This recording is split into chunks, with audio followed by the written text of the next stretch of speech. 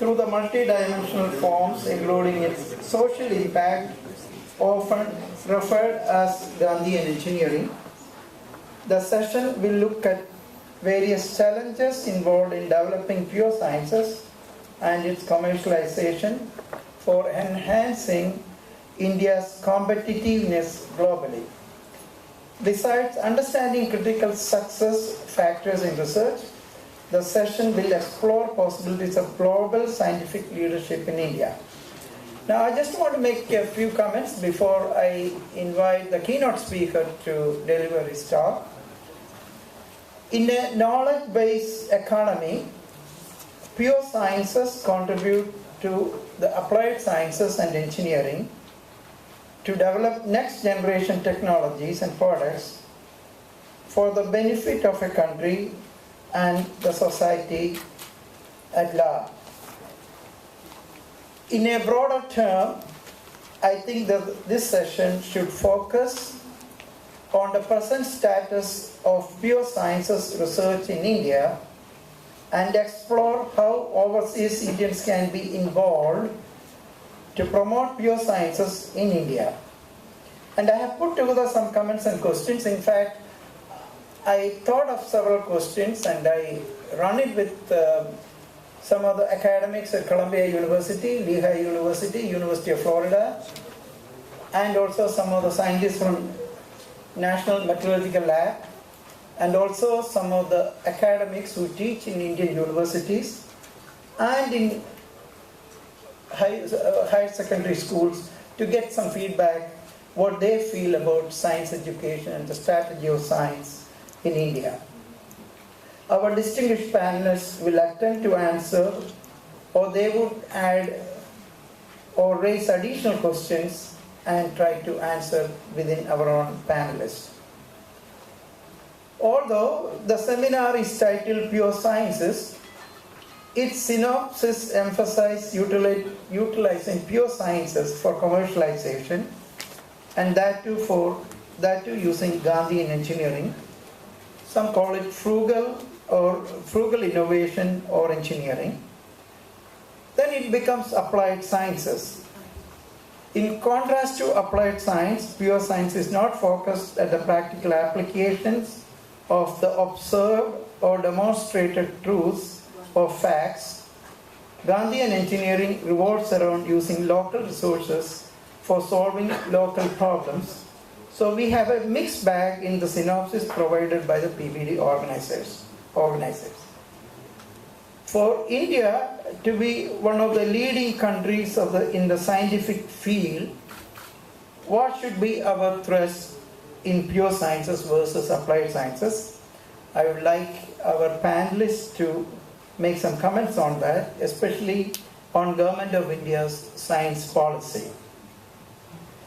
When we talk about pure sciences, quality and rigor of the methods used in research are more important than quantity. One comment I have heard from many Indian American academics who visit India and attend many science conferences and poster sessions is that in broad terms, Indian postgraduate students and faculties often do not concentrate on quality. There are people doing quality research in pure sciences in some of the Indian institutions. However, such numbers are painfully insignificant compared to other countries, including many Asian countries, including China, Korea, Singapore, and a few other countries in Asia. On a per capita basis, it is embarrassingly small. We would like the panelists to comment on this issue. Now, we support pure science research to understand nature, but not to worry about applications. Of course, the taxpayers are footing the bill. Maybe we can leave a small percentage of scientists to do such research. However, for India, how selective we should be on the pure sciences to be researched. I have heard comments that many of the pure research in India are uncontrolled or non-relevant, or resources concentrated with a few at the top. Many ideas are borrowed or are non-innovative ideas, and I would like the panelists to make some comments how relevant are these points. One other problem I see is the brightest of graduates from IITs, NITs, and other leading technological institutes and universities usually go away from sciences and engineering to business and management. There are good faculties in some of the institutes. However, if we get only mediocre students that won't bring quality in the research, we would like our panelists to give some comments on what should be our strategy to keep bright students in science. Per capita of IIT is higher, and the government is pumping more money to the next level schools too. The question is, how can we improve the per capita of large number of universities and science institutions all over India? In the Global Innovation Index of 2012, published by INSEAD Business School and World Intellectual Property Organization, which is a UN body, India's rank is 64. In terms of the papers published in top journals, India will rank at the bottom compared to USA, Japan, China, and other countries. In some fundamental science journals, one sees almost no papers from India, from Indians from India, while there are a large number of diaspora scientists do write in this, have articles in these journals. So the question is again to the panelists, what steps need to be taken for India to reach within the first dozen countries? I am told that Brazil is sending as many as 10,000 students every year with fellowships to go out of the country to get trained in higher studies in science, so that they would learn the latest from foreign research centers so as to improve the innovative nature of Brazil. Chinese government brings Chinese origin scientists to China from North America, Europe, wherever whenever they are available. They also send a large number of graduate students and postdoctoral students to American universities at their own cost. The question, what would be India's take in such initiative to send students outside, or do we concentrate on training them at home? What would attract quality students for research in India instead of they going to foreign institutions? Looking at the top achievers from India in sciences, 4 Nobel Prize winners come right away in my mind. Sir C.V. Raman, Dr. S. Chandrasekhar, Hargobind Khurana, and Dr. Venkatraman Ramakrishnan. Of the 4, 3 of them were from the diaspora and were recognized for their work outside India. I have also interacted with many of our academic colleagues, and I am told that the number of peer-reviewed articles by researchers from India in science and engineering journals is abysmally small. Of course, Indian diaspora researchers have a large share of this publication. The question, that brings this question, why, since our independence, Indians can achieve in sciences only when they are out of India? Indian diaspora can play an important role for promotion of science and technology in India. Although there have been some past effort, we are yet to see a concerted effort in this direction. The question, what is the current level of participation for Indian diaspora scientists in India's science and technology, and what we can envisage in the future. I also been looking through some of the recent newspapers. There are some good news also in the promoting science in India. University Grants Commission has accorded Presidency University in Calcutta the status of a university of national eminence. This tag would enable university to get more donations, which would be 100% tax relief. Study of basic and pure sciences are all set to get a big fillip in Mangalore University with scholarship announced for students pursuing studying in sciences. And there is a program called Kishore Vaigyanik Protsahan Yojana started in 1999 with one clear goal to encourage pure sciences in India, which is funded by Department of Science and Technology and administered by Indian Institute of Science. Indian Institute of Science has also started the four-year degree program. These are the there are a few other initiatives by Department of Science and Technology. Finally, the last point, Pravasi Bharatiya Divas is a great platform where Indian diaspora can share their ideas with their Indian counterparts. The question, how can we make this more meaningful, especially for India, to leapfrog into next generation technologies, utilizing resources for the Indian diaspora. Ladies and gentlemen, I am going to introduce our first speaker, who is a keynote speaker for this afternoon, Dr. S. Ayyappan.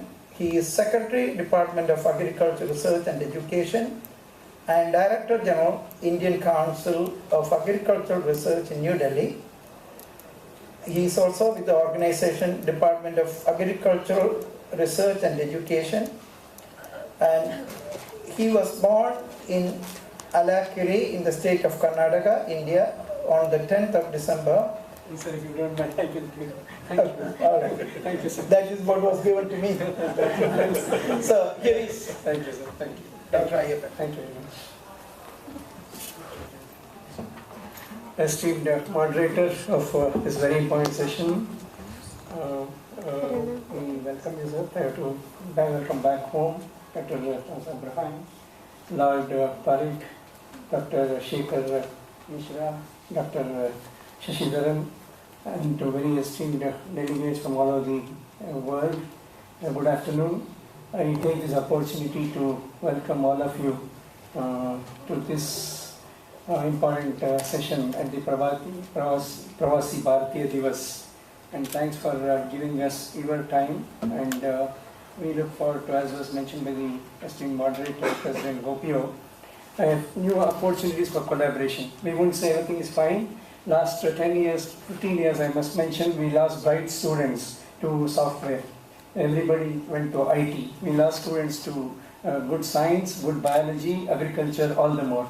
And we have looked at all these happenings in the recent past. You did mention about the publications, science applications and so on. Today we are on the 7th of January 2013. On the 3rd of this month, 4 days back, the Honorable Prime Minister, who would be with you tomorrow morning, unveiled a new policy, Science, Technology and Innovation Policy. Basically the investments in science and technology, just 1%, below 1% of the GDP, that's been assured that to be about 2%, doubling in the, incidentally, we are at the beginning of the 12th five-year plan. You all know about it. So one is doubling of that. Second is the environment, the ambience, the bureaucratic hurdles, the procedures. All these we have brought before, all the science secretaries, we have brought before the Honorable Prime Minister to say why Indian diaspora does so well compared to Indians at home. Now this point also has been discussed, and then he all the time talks of debureaucratization of Indian science. Having said all this, we think, we see opportunities here. For example, three things that we are focusing on: foresight, innovations and partnerships. Whether it's basic science, strategic, whatever you call it, strategic, applied, adaptive, whatever you call it. We are thinking of these three things: foresight, innovations and partnerships. This innovation paradigm has been duly appreciated in the recent past, and I have very little time, about 15 minutes with me, so I thought we'll give a flavor of what science has done to Indian agriculture. 1.25 billion people. Sir, I must mention this, very esteemed panelists, 1.25 billion people of this country, plus 500 million livestock that we are feeding with confidence, not only self-reliance, also exports. I'm mentioning this because 5 years back, we ran short of rice. You know how important rice is to this country. Globally, we produce 600 million tons of rice. When we wanted to buy rice, 30 million ton is all the global tradable surplus available in this world.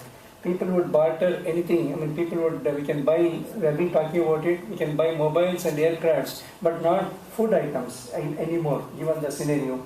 So in this context, we thought we'll just share what science and technology has done for more from less for more, that being the context and topic for today's discussions. These slides intentionally put up here because the Gandhian side, the approach, whatever you just mentioned, frugal, whatever. So this is what has happened, a multi-dimensional integrated approach to agriculture. The first Prime Minister was all the time emphasizing on science and agriculture and so on. These are a few things that we just wanted to share with you. Best of the years in Indian agriculture in the recent past, a combination of technology, policy, investment, infrastructure, but not enough, given the climate change concept and so on. This is what we are faced with. You would appreciate 17% of the global population, 11% of livestock, just on 4% of water and 2% of land. That's the challenge we have, and that's where a continuous improvement in productivity through science. Science has been recognized now, I must mention, in the recent policy also as a key contributor to whatever we do in our economy. And that's one appreciation that we have been able to bring about in policymakers and politicians. 10% of the global food production, but I also mentioned about the other dimensions. Now this is what is the asking rate as we go along in the next 40 years. How much food should we be producing? Again, a shift from cereals, from starch to protein, from primary agriculture to secondary agriculture. As the income levels are rising for various things, whether it's industry or the service sector, the demands for non-plant items, you call it non-crop items, milk, meat, fish, egg and so on. This is increasing, and this is a challenge. This is what we are trying to do with regard to diversification. Again, basic science contributing in a big way. The context again is stress agriculture, specialty agriculture, secondary agriculture, and as I mentioned in the beginning, youth going away from agriculture, youth going away from science. These were the concerns, so how to bring them back. And this is what we have in this country with regard to biodiversity. You would appreciate agriculture is the key, is the key for everything that happens here. 65% people of this country is still based on primary agriculture, and that's where we are giving all these emphasis, given the land holdings and the concerns. You can imagine it's not only climate change, the natural disasters that we have to be dealing with. Flood in a part, drought in another part, and cyclone in the other. And this is what we are trying to do as we go along, a very defined approach in terms of rain-fed, irrigated, coastal, arid and hill and mountain ecosystems. And our major problem today, I must mention here, many US universities come to India today for collaboration in dryland farming. You take the state of Nebraska, it's almost there. I was just mentioning University of Illinois. Next week we have a collaborative program. I must mention today 30 US universities coming here, mainly given the kind of canvas that we have. It's from the mountain to coastal, dry to humid, whatever. So anybody developing any model here would be universally applicable. Our concern today is mainly water productivity. Water, that's where not only agriculturists but engineers, anyone joining this particular platform of achieving higher water productivity, higher input use efficiency. Whether it's nutrients, balanced nutrient application, again this was a concern, only nitrogen but no phosphorus, potassium, integrated farming systems, nanotech coming in a small way today, but we intend elaborating in a much bigger way in the coming plan. This is with regard to phosphatic fertilizer. I just mentioned about water. This is what we have with regard to water productivity, the water demand for different commodities, and this is what are our efforts with regard to enhancing water productivity. I'm running through the slide just to give a flavor. I know not many, all our agriculturists or farm scientists here, but just to mention the sciences that we are using, different sciences, in enhancing productivity, with regard to water saving technologies, different interventions, just the plant varieties could be drought tolerant varieties, heat resistant, whatever, plus the water per se, water management, and this is what we have. We had been to US 2 years back, a multi-departmental team. We discussed with USDA, NASA, NOAA, everybody. They have a drought monitor in place. I must mention today, of the 600 districts in the country, 374 districts, we have a drought monitor in place. And this is what we are trying to do. One of the few countries in the world who have started climate resilient agriculture initiative.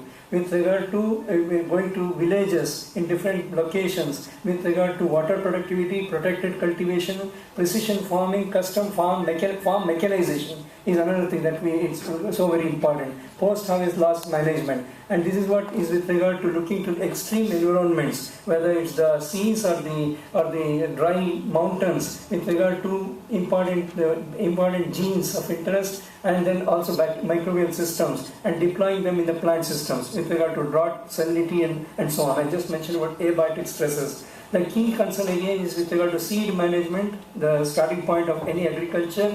That's where you would see agri-incubators, which have come up in a big way in this country in the last 5 years. Partnering with the private sector. Again, the partnership I mentioned in the beginning was a concern.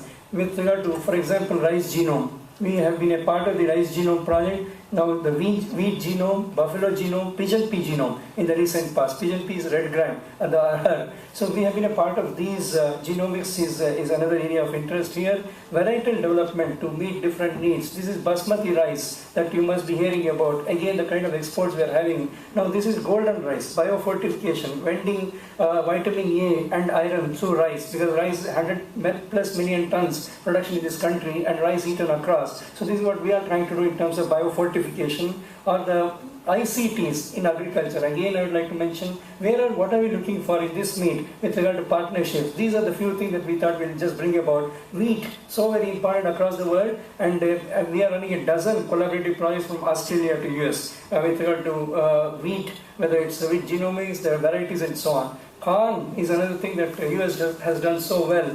And here again, single cross hybrids. With regard to maize, pulses, a largely vegetarian country. Even today, I must mention 40% Indians are totally vegetarians in some form or the other. So what's the protein source? It's only the pulse, and this is where we looked at, for example, the genome, pigeon pea genome, or the oil seeds. I must mention, we import even today 50% of the oil. That's the key concern in India. Oil is, so in regard to this, again, cropping systems and intercropping systems, cotton and sugarcane, two major commercial crops. BT cotton today, Monsanto's BT cotton, 96% of cotton that we grow today is BT. So, but then we also, you're aware, as the Indian diaspora, we are trying to do a few things, but we have hurdles. The society, the social perceptions with regard to biotech products, BT brinjal was held back 2 years back, so now we are trying to bring out that biotech regulatory authority of India. If it's in place, we can take many of the biotech products, at least a dozen of them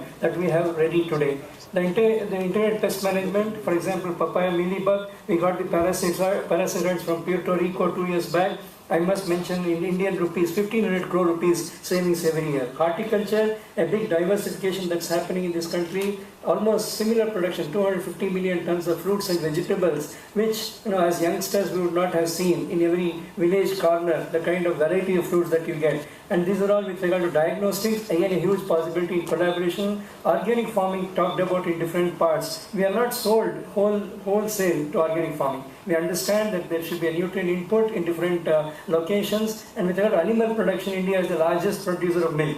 But having said that, I must mention productivity is very low given the animal population. So that's where things are happening like this: artificial insemination, embryo transfer technology, IVF cows, the cloning that we did recently in buffalo, and in, for example, the goat, Pashmina goat in the northern India. And this is how we are. Now, I'd like to mention here, the esteemed moderator mentioned about the talent going away. So I'd like to mention, we are also excited. In the last 3 years, just from US laboratories, including USDA and from Monsanto, 30 scientists joined our system, the Indian Council of Agricultural Research. If I look at the total figure, about 60 have joined, and we did ask them, what did bring you back here? They said, we came and saw a few labs have taken a different shape. We see some incentives coming up. It's not a blanket approach that you are doing. So we think there's a reward system operating here. So they have come back. So these are in trickles, but then this is what is a happy message if they were to milk and meat productivity and so on. Now I'm not going to detail, but just to tell you that we are operating at 50 eggs per bird per year. Today, 300 eggs per bird per year. This is what is the contribution of science in poultry industry, for example. Fodder is a key concern for us, and diagnostics in immunobiologicals. Now, given the disease prevalence, and this is where we talked of different sciences, including nanotech coming in. Fish production, talking in Kerala, it's about it's about 12 times increase in the last 50 years, and these are some of the fish species that you are familiar with. The point at this time is we use satellite, whatever,